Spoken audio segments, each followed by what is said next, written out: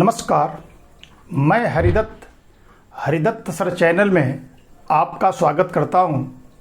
आज हम लोग भारतीय संविधान के उद्देशिका अथवा प्रस्तावना की चर्चा करेंगे और इस उद्देशिका अर्थात प्रस्तावना के जो मूलभूत तत्व हैं तथा उसमें शामिल किए गए सभी शब्दों की जो संवैधानिक दृष्टिकोण से महत्वपूर्ण हैं, उनकी भी व्याख्या हम लोग करेंगे। आइए सबसे पहले हम लोग भारतीय संविधान की प्रस्तावना की चर्चा करते हैं और यह देखने का प्रयास करते हैं कि भारतीय संविधान निर्माताओं ने भारतीय संविधान के अंतर्गत जिस प्रस्तावना को शामिल किया था, उस प्रस्तावना का भारतीय संविधान के दृष्टिकोण से क्या महत्व है। जैसा कि हम लोग जानते हैं कि प्रत्येक देश के संविधान में एक प्रस्तावना होती है और उस प्रस्तावना के अंतर्गत संविधान निर्माता संविधान के मूलभूत ढांचे तथा उसमें मिलने वाले जीवन दर्शन को प्रस्तुत करते हैं। आइए हम लोग यह देखते हैं कि भारतीय संविधान के अंतर्गत प्रस्तावना को संविधान सभा में कब प्रस्तुत किया गया और इस संविधान सभा के अंतर्गत संविधान में जो प्रस्तावना है उसका क्या महत्व है। हम लोग जानते हैं कि जब हम लोग भारतीय संविधान के ऐतिहासिक पृष्ठभूमि की चर्चा कर रहे थे तो उस समय हम लोग भाग 2 के अंतर्गत इस बात की चर्चा किया था कि 13 दिसंबर 1946 ईस्वी को भारतीय संविधान की प्रस्तावना को पंडित नेहरू ने संविधान सभा के समक्ष रखा था और उस संविधान सभा ने इस प्रस्तावना अर्थात उद्देशिका को 22 जनवरी 1947 को स्वीकार कर लिया था। प्रत्येक संविधान के अंतर्गत जो प्रस्तावना होती है वो संविधान के महत्वपूर्ण अंग के रूप में स्वीकार की जाती है और यही कारण है कि प्रस्तावना को संविधान की आत्मा के नाम से भी जानते हैं। भारतीय संविधान की प्रस्तावना को भार्गव प्रसाद ने संविधान की आत्मा के नाम से पुकारा। अलग अलग विद्वानों ने संविधान के अलग अलग भागों को संविधान की आत्मा के नाम से पुकारा है। जैसे ऑस्टिन ने भारतीय संविधान के भाग 4 को संविधान की आत्मा कहा है, उसी प्रकार से डॉक्टर अंबेडकर ने भारतीय संविधान के अनुच्छेद 32 को भारतीय संविधान की आत्मा कहा है। हम लोग देखते हैं कि भारतीय संविधान के अंतर्गत जो प्रस्तावना शामिल की गई थी, उस प्रस्तावना के अंतर्गत जिन शब्दों को शामिल किया गया था या हमारे संविधान निर्माताओं ने जो संविधान के अंतर्गत प्रस्तावना को शामिल किया गया था, वो निम्नलिखित शब्द हैं। इसमें कहा गया है कि हम भारत के लोग भारत को संपूर्ण प्रभुत्व संपन्न समाजवादी पंथ निरपेक्ष लोकतंत्रात्मक गणराज्य बनाने के लिए तथा उसके समस्त नागरिकों को सामाजिक, आर्थिक, राजनैतिक न्याय, विचार, अभिव्यक्ति, विश्वास, धर्म और उपासना की स्वतंत्रता, प्रतिष्ठा और अवसर की समता प्राप्त करने के लिए तथा उन सब में व्यक्ति की गरिमा और राष्ट्र की एकता और अखंडता सुनिश्चित करने वाली बंधुता को बढ़ाने के लिए दृढ़ संकल्प हो करके अपनी इस संविधान सभा में तारीख 26 नवंबर 1949 को एतत् द्वारा इस संविधान को अंगीकृत, अधिनियमित और आत्मा अर्पित करते हैं। आइए इस भारी भरकम शब्दों के बारे में हम लोग व्याख्या प्रस्तुत करते हैं। अगर इस परिप्रेक्ष्य में हम लोग भारतीय संविधान की प्रस्तावना के मूलभूत तत्वों की चर्चा करें, मूलभूत तत्व, तो इस मूलभूत तत्व के अंतर्गत हमारे भारतीय संविधान की प्रस्तावना के मुख्यतः 4 अंगों को स्वीकार किया जाता है। पहला इसका है संविधान का स्रोत, संविधान का स्रोत। दूसरा है प्रकृति, जबकि तीसरे मूलभूत तत्व के रूप में इसके उद्देश्य को शामिल किया जाता है, जबकि चौथे के अंतर्गत संविधान के लागू होने की तिथि के रूप में शामिल किया जाता है। यदि हम भारतीय संविधान के स्रोत की चर्चा करें तो इसमें कहा गया है हम भारत के लोग, हम भारत के लोग। जबकि प्रकृति की चर्चा मैं आपसे करूं तो इसमें कई शब्द महत्वपूर्ण हैं। जैसे पहला है संपूर्ण प्रभुत्व संपन्न, संपूर्ण प्रभुत्व संपन्न, जबकि दूसरा जो है वो समाजवादी,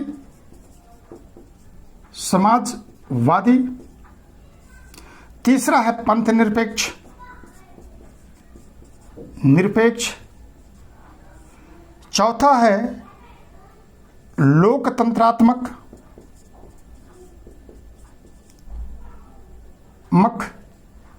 और पांचवा है गणराज्य। उसी प्रकार से अगर हम लोग भारतीय संविधान के उद्देश्य की चर्चा अगर करते हैं तो इसमें 4 तत्वों को शामिल किया जाता है। एक है न्याय, दूसरा है स्वतंत्रता,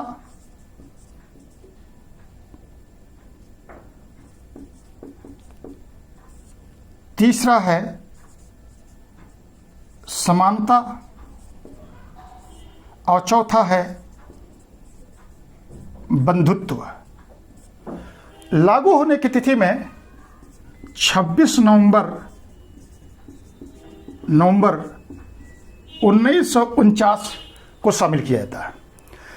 आइए अब हम लोग एक एक शब्दों की व्याख्या करते हैं और ये समझने का प्रयास करते हैं कि भारतीय संविधान के अंतर्गत जो शब्द शामिल किए गए हैं उनका संवैधानिक दृष्टिकोण से क्या महत्व है। तो सबसे पहले हम लोग संविधान के स्रोत की चर्चा करते हैं और यह देखने का प्रयास करते हैं कि भारतीय संविधान का स्रोत क्या है। मैंने आपको बताया कि भारतीय संविधान का स्रोत हम भारत के लोग हैं, हम भारत के लोग हैं। हमारे संविधान की प्रस्तावना की शुरुआत हम भारत के लोग से शुरू होती है और अंत में मैंने आपको बताया कि इस संविधान को अंगीकृत, अधिनियमित और आत्मा अर्पित करते हैं। तो इसका मतलब यह है कि भारतीय संविधान के अंतर्गत प्रस्तावना में जो हम भारत के लोग शब्द को शामिल किया गया है, इस हम भारत के लोग के शब्द का अर्थ यह है कि भारत की जनता संप्रभु है और इस जनता ने अपने संप्रभुता का प्रयोग करते हुए भारतीय संविधान के सभा का निर्माण किया और अपने प्रतिनिधियों का चुनाव किया और उनके प्रतिनिधियों की हैसियत से संविधान सभा में चुने हुए प्रतिनिधियों ने संविधान का निर्माण किया था।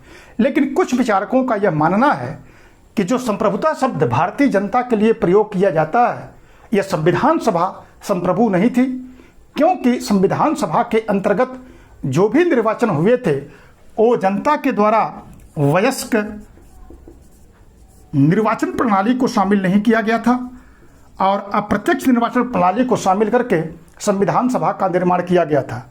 और यही कारण है कि यह संप्रभुता भारतीय जनता के परिप्रेक्ष्य में शामिल नहीं की जा सकती है।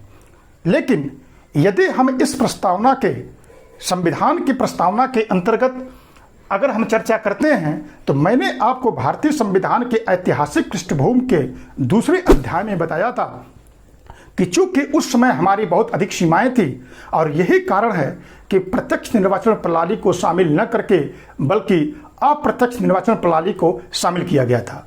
और इस प्रकार से किसी भी पद्धति के 2 सिद्धांत को स्वीकार किया जाता है। एक होता है सैद्धांतिक पक्ष और दूसरा होता है व्यावहारिक पक्ष। जहां तक सैद्धांतिक पक्ष का प्रश्न है, जो आलोचकों का मानना है चूंकि हमारे संविधान के निर्माण के समय हमारी ऐसी परिस्थितियां नहीं थी कि हम प्रत्यक्ष निर्वाचन प्रणाली के माध्यम से संविधान सभा का निर्माण कर सकते थे। इस परिप्रेक्ष्य में आलोचकों का सैद्धांतिक दृष्टिकोण से जो कहना था वो सही था, लेकिन हमारे यहाँ लोकतंत्रात्मक पद्धति के अंतर्गत हम प्रत्येक वर्ष अपने 5 वर्षों में प्रतिनिधियों का चुनाव करते हैं और उस प्रतिनिधियों के चुनाव के माध्यम से भारत में शासन पद्धति को चलाया जाता है। और यही कारण यह माना जा सकता है कि भारतीय संविधान के अंतर जो संप्रभुता थी वो भारतीय जनता में शामिल थी, यानी सैद्धांतिक पक्ष में तो स्वीकार नहीं किया गया था, लेकिन व्यवहारिक रूप से संप्रभुता भारतीय जनता के अंतर्गत शामिल है, चूँकि हमारे चुने हुए प्रतिनिधि भारतीय शासन व्यवस्था को संचालित करते हैं। अब मैंने आपको बताया कि जो भारतीय संविधान का जो दूसरा मूल तत्व था जिसको हम प्रकृति के रूप में चर्चा किए थे, और इस प्रकृति के अंतर्गत जो पहला शब्द मैंने आपको बताया था वो संपूर्ण प्रभुत्व संपन्नता है, प्रभुत्व संपन्नता है, प्रभुत्व संपन्नता है। अब यहां हम देखते हैं कि प्रभुत्व संपन्नता का क्या अर्थ है। संवैधानिक शब्दों के अंतर्गत या राजनीतिक व्यवस्था के अंतर्गत प्रभुत्व संपन्नता का मतलब यह है कि भारत एक संपूर्ण प्रभुत्व संपन्न राष्ट्र है। इसका मतलब यह है कि भारत आंतरिक और बाह्य दोनों दृष्टिकोण से स्वतंत्र है, अर्थात किसी विदेशी सत्ता के अधीन या उसका उपनिवेश या उसका अधिराज्य नहीं है। भारत अपनी नीतियों को बनाते समय आंतरिक और बाह्य दोनों दृष्टिकोण से स्वतंत्र होकर के अपनी नीतियां बनाता है और अपनी विदेश नीति को संचालित करता है। वह स्वतंत्र है कि अपने भारत के भौगोलिक क्षेत्र के अंतर्गत किसी भी क्षेत्र को किसी दूसरे राष्ट्र को अर्पित करके या दूसरे देश के क्षेत्र को लेकर के अपनी नीतियों को बना करके अपने भौगोलिक क्षेत्र के अंतर्गत शामिल कर सकता है। लेकिन कुछ विचारकों का ऐसा मानना है कि जब भारत ने मई 1949 को कॉमनवेल्थ का राष्ट्र का सदस्य बना, तो चूंकि इस कॉमनवेल्थ राष्ट्र का अध्यक्ष ब्रिटेन है तो उसकी संप्रभुता को यह जो शामिल होने की अवधारणा है वह कम करती है। लेकिन पंडित नेहरू ने इस पर टिप्पणी करते हुए कहा था कि यह हमारा स्वविवेक है, हम चाहें तो उस संगठन से अलग हो सकते हैं और हमने स्वयं से निर्णय के माध्यम से उसके अंतर्गत हम शामिल हुए हैं। हमारी जब भी इच्छा करेगी हम इस कॉमनवेल्थ राष्ट्रों के सदस्य समूह से बाहर आ सकते हैं और उससे भारत की प्रभुत्व संपन्नता पर कोई असर नहीं पड़ता है। जहां तक अगले शब्द की मैं चर्चा करूं प्रकृति के अंतर्गत, तो दूसरा शब्द हम लोगों को आता है वो है समाजवादी व्यवस्था। समाजवादी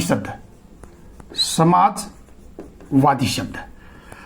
अब यदि हम इस समाजवादी शब्द की व्याख्या करते हैं तो हम पाते हैं कि वैसे तो समाजवादी शब्द की मानक परिभाषा देना संभव नहीं है, लेकिन अमूमन यह माना जाता है कि समाजवादी व्यवस्था उस व्यवस्था को कहते हैं जब उत्पादन के साधनों पर राज्य और समाज दोनों का अधिकार होता है। इसका मतलब यह है कि जो भी उत्पादन के साधन निर्धारित किए जाएंगे, स्थापित किए जाएंगे, उसमें राज्य की महत्वपूर्ण भूमिका मानी जाएगी। लेकिन भारतवर्ष में इस जो विचारधारा है, जो कि रूस की विचारधारा मानी जाती है, उसको पूर्ण रूप से स्वीकार नहीं किया गया है। भारत अपनी परिस्थितियों के अनुसार इस समाजवादी व्यवस्था को स्वीकार किया गया है। इस परिप्रेक्ष्य में सुप्रीम कोर्ट ने एक्सेलवियर बनाम भारत संघ के केस में टिप्पणी करते हुए कहा था कि जो समाजवादी व्यवस्था को भारतीय संविधान की प्रस्तावना के अंतर्गत शामिल किया गया है उसमें राज्य और समाज दोनों की अवधारणा को स्वीकार किया गया है। इसमें राज्य की अवधारणा को प्रमुखता दी गई है, लेकिन व्यक्तिगत संपत्ति की अवधारणा को स्वीकार करके भी व्यक्तिगत संपत्ति को भी स्वीकार किया गया है। इसलिए जब तक हम समाजवादी अवधारणा को यानी गरीबी और भूखमरी जैसी समस्याएं इस देश में है, दोनों के अस्तित्व को स्वीकार किया जाएगा और संपत्ति की अवधारणा को स्वीकार करने के कारण इसमें एक मिश्रित अर्थव्यवस्था यानी राज्य और व्यक्ति दोनों की भूमिका को स्वीकार किया जाएगा। जबकि DS नकारा बनाम भारत संघ के केस में सर्वोच्च न्यायालय ने इस समाजवादी शब्द की व्याख्या करते हुए बताया था कि यहाँ समाजवादी शब्द की व्याख्या से अर्थ भारतवर्ष में मजदूरों और गरीबों के जीवन स्तर को ऊपर उठाने से है। इसका मतलब ये है कि जब तक जो जीव है, जो मनुष्य है, उसको जीवन से लेकर के मृत्यु तक उसके सुरक्षा की गारंटी देने की बात को स्वीकार किया जाता है। अगर इस शब्द की व्याख्या हम करें, यानी व्यक्तिगत संपत्ति और राज्य, व्यक्तिगत संपत्ति और राज्य दोनों की अवधारणा को स्वीकार किया गया है। इसका मतलब यह है कि इसके अंतर्गत मार्क्सवादी विचारधारा एवं गांधी विचारधारा दोनों के बीच में एक संतुलन को स्थापित किया गया है। लेकिन इस समाजवादी विचारधारा के अंतर्गत गांधीयन फिलॉसफी को, गांधी विचारधारा को ज़्यादा महत्व दिया गया है। जबकि तीसरे शब्द की व्याख्या अगर हम लोग करें तो तीसरे शब्द की व्याख्या के अंतर्गत मैंने आपको बताया कि पंथ निरपेक्षता शब्द को शामिल किया गया है। पंथ निरपेक्षता शब्द को शामिल किया गया है, निरपेक्षता शब्द को शामिल किया गया है। यदि इस शब्द की व्याख्या की जाए तो भारतवर्ष एक पंथ निरपेक्ष अर्थात धर्मनिरपेक्ष राष्ट्र होगा।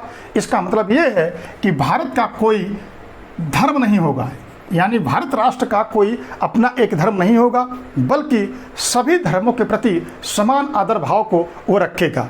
इस परिप्रेक्ष्य में भी अरुण राय बनाम भारत संघ के केस में सर्वोच्च न्यायालय ने टिप्पणी करते हुए उस समय के प्रमुख न्यायाधीश धर्माधिकारी ने कहा था कि यहाँ पंथ निरपेक्षता से अर्थ यह है कि सभी धर्मों के प्रति ज्ञान और उसके प्रति आदर से है। हमने जो है कि इस पंथ निरपेक्षता की अवधारणा को के अंतर्गत जो सभी धर्मों के ज्ञान और उसके प्रति आदर की भावना है, उस पर बेहतर तरीके से काम नहीं किया है। इसका मतलब ये है कि हम पंथ निरपेक्षता के अंतर्गत सभी धर्मों के मुख्य व्याख्या और उसके प्रति आदर की भावना को स्वीकार करना चाहिए और इसको बढ़ावा देना इसका मुख्य उद्देश्य है। जबकि इसके चौथे शब्द की अगर व्याख्या हम आपसे करें तो चौथे शब्द के अंतर्गत प्रकृति की जो थी उसमें आपका लोकतंत्रात्मक व्यवस्था है, लोकतंत्रात्मक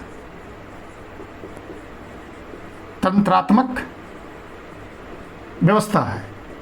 अब यहाँ लोकतंत्र से मतलब ये है कि लोकतंत्र यानी लोक का मतलब होता है जनता, तंत्र का मतलब होता है शासन। ऐसी व्यवस्था जिसमें जनता का शासन हो उसी को लोकतंत्र के नाम से जानते हैं और एक मानक व्यवस्था के अंतर्गत इसको जनता के लिए जनता के द्वारा शासन व्यवस्था को लोकतंत्र के नाम से जानते हैं।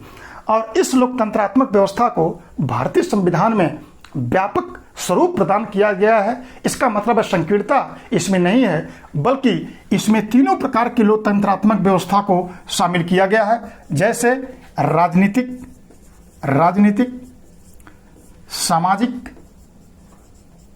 सामाजिक, आर्थिक लोकतंत्र तीनों को शामिल किया गया है। यहां मैं आपको बता दूं कि इस राजनीतिक, सामाजिक, आर्थिक व्यवस्था के अंतर्गत डॉक्टर अंबेडकर साहब ने अपने संविधान सभा के अंतिम भाषण में टिप्पणी करते हुए कहा था कि राजनीतिक लोकतंत्र अस्थिर है जब तक कि उसको सामाजिक लोकतंत्र का आधार नहीं मिल जाता है।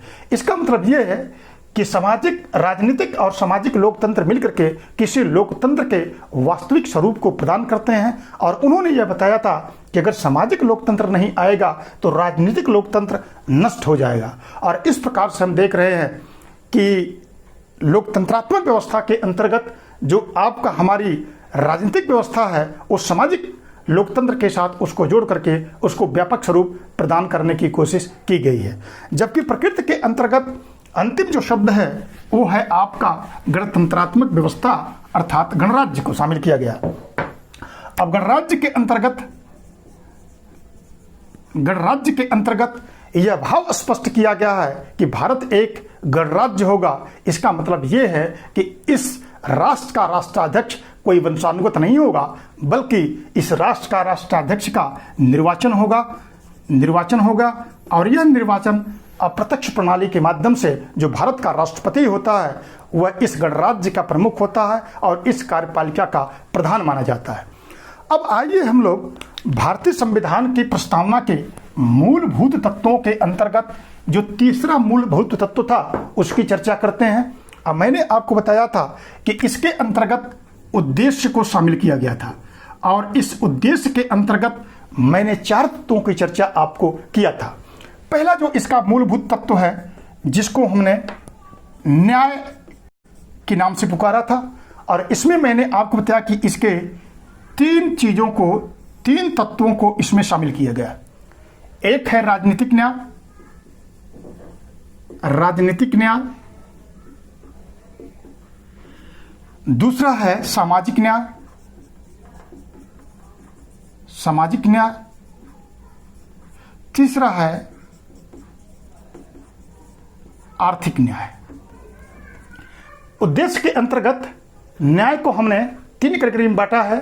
एक है राजनीतिक न्याय, दूसरा सामाजिक न्याय, तीसरा आर्थिक न्याय। यहाँ राजनीतिक न्याय से अर्थ यह है कि किसी भी भारतीय नागरिक को भारतीय राजनीतिक व्यवस्था के अंतर्गत शामिल होने के, उसको वोट देने का अधिकार, चुनाव लड़ने का अधिकार, सरकार बनाने का अधिकार, सरकार के विरोध करने का अधिकार शामिल किया गया है। जबकि सामाजिक न्याय के अंतर्गत यह व्यवस्था शामिल की गई है कि भारतीय नागरिकों के बीच में धर्म, जात, लिंग और मूल वंश के आधार पर कोई भेदभाव नहीं किया जाएगा। जबकि आर्थिक न्याय के अंतर्गत यह किया गया है कि न्यूनतम आवश्यकताओं की आपूर्ति के अभाव में किसी भी व्यक्ति को जीवन जीने के लिए बाध्य नहीं किया जाएगा। और इस प्रकार से देखते हैं कि यह तीनों जो विचारधाराएं हैं वो आपको रूसी क्रांति से लिया गया है, रूसी क्रांति से लिया गया है। जबकि भारतीय संविधान की प्रस्तावना के उद्देश्य के अंतर्गत जो दूसरा हमारा भाव है वो आपका स्वतंत्रता का भाव है। और इस स्वतंत्रता के भाव के अंतर्गत मैंने आपको बताया था कि इसके अंतर्गत मूलभूत 5 तत्वों को शामिल किया गया है। पहला जो आपका है स्वतंत्रता के अंतर्गत आप जो शामिल करते हैं, विचार की स्वतंत्रता, अभिव्यक्ति की स्वतंत्रता, और तीसरा है विश्वास की, धर्म की और उपासना की। और इस प्रकार से हम देखते हैं कि भारतीय संविधान की प्रस्तावना के स्वतंत्रता के अंतर्गत इन 5 तत्वों को प्रधानता दी गई है। इसका मतलब यह है कि प्रत्येक भारतीय नागरिक को विचार को अपने प्रकट करने का अधिकार होगा। उसी प्रकार से जो उसकी अभिव्यक्ति करने, बोलने, लिखने की जो आज़ादी होगी वो किसी के माध्यम से छीनी नहीं जा सकती है। उसी प्रकार से वह किसी में विश्वास, धर्म और आस्था में प्रकट करने का विश्वास रखेगा। उसी प्रकार से किसी भी धर्म को मानने, उसके न मानने की भी उसको आज़ादी होगी। और उसी प्रकार से जिसको वो मानता है उसकी उपासना, उसकी कार्य पद्धति को करने की उसको आज़ादी प्राप्त होगी। इस प्रकार से स्वतंत्रता के अंतर्गत हमने देखा था कि इन 5 तत्वों को शामिल किया गया है। जहाँ तक हम इस उद्देश्य के अंतर्गत समता की अगर बात करते हैं तो पद और अवसर की क्षमता की बात की गई है। यानी इसका मतलब यह है कि किसी भी व्यक्ति को कोई विशेषाधिकार प्रदान नहीं किया जाएगा, सभी को उसके पद और अवसर को प्राप्त करने की क्षमता भारतीय संविधान के द्वारा प्रदान किया गया है। जहाँ तक उनकी बंधुता की भावना है तो बंधुता की भावना के अंतर्गत व्यक्ति की गरिमा और राष्ट्र की एकता और अखंडता को स्वीकार किया गया है। बंधुता का मतलब भाईचारे के बढ़ाने से संबंधित है, जबकि भारतीय संघ से किसी भी राज्य को या किसी भी व्यक्ति को भारतीय संघ से किसी क्षेत्र को अलग करने की कोई आज़ादी प्राप्त नहीं होगी। और इस प्रकार से हम देख रहे हैं कि भारतीय संविधान के उद्देश्य के अंतर्गत महत्वपूर्ण शब्दों को शामिल किया गया। भारतीय संविधान की प्रस्तावना के अंतर्गत एक मूलभूत प्रश्न यह खड़ा होता है कि भारतीय संविधान की प्रस्तावना संविधान का अंग अथवा भाग है कि नहीं है। इस बात को लेकर के सर्वोच्च न्यायालय के अंतर्गत जब रीट पिटीशन दायर की गई तो उसमें सर्वोच्च न्यायालय ने अलग अलग समय में इस संविधान की प्रस्तावना के अंग अथवा भाग को लेकर के अलग अलग निर्णय दिया है। सबसे पहले 1960 ईस्वी में बेरूबाड़ी के केस में पूछा गया था। उस समय सर्वोच्च न्यायालय ने यह निर्णय दिया था कि प्रस्तावना संविधान का अंग अथवा भाग नहीं है। और इस रूप में उन्होंने बताया था कि संविधान की प्रस्तावना सिर्फ प्रेरणा स्रोत के रूप में शामिल की गई है। लेकिन जब 1973 में केशवानंद भारती के केस में इस सवाल को पूछा गया तो उसके अंतर्गत सर्वोच्च न्यायालय ने अपने पूर्व के दिए गए निर्णय को बदल दिया। केशवानंद भारती के केस में अपने पूर्व के दिए गए निर्णय को बदल दिया और उसमें सर्वोच्च न्यायालय ने बताया कि प्रस्तावना संविधान का अंग अथवा भाग है और इसमें कोई भी संशोधन संसद के द्वारा किया जा सकता है। यह केवल प्रेरणा स्रोत नहीं है, बल्कि यह भारतीय संविधान का कोई भी ऐसा अंग अथवा भाग जो संदिग्ध है उसकी व्याख्या करने के संदर्भ में हमारा महत्वपूर्ण सहायता करता है, क्योंकि इसमें संविधान निर्माताओं के संवैधानिक मूल ढांचे की संरचना और उनके जीवन दर्शन को शामिल किया गया है।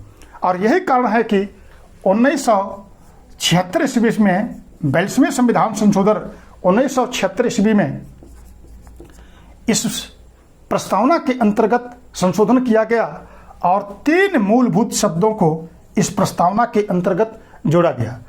पहला है समाजवाद, दूसरा है पंथ निरपेक्ष, तीसरा है अखंडता शब्द। और इस प्रकार से हम देखते हैं कि भारतीय संविधान की प्रस्तावना में एक बार संशोधन हो चुका है और इस संशोधन के अंतर्गत 3 मूलभूत शब्दों को जोड़ा गया, समाजवाद, पंथ निरपेक्षता और अखंडता शब्द को। और इस प्रकार से हमारी भारतीय संविधान की जो प्रस्तावना है कि हम लोगों ने शब्दों की व्याख्या की और इसके महत्व को समझने की कोशिश की। मुझे विश्वास है कि भारतीय संविधान की प्रस्तावना आप लोगों को पसंद आई होगी और यही कारण है कि इसी प्रकार के महत्वपूर्ण शब्दों की व्याख्या और उसके महत्व को समझने के लिए इस चैनल को सब्सक्राइब करिए, शेयर करिए, लाइक करिए। आप लोगों का बहुत बहुत धन्यवाद।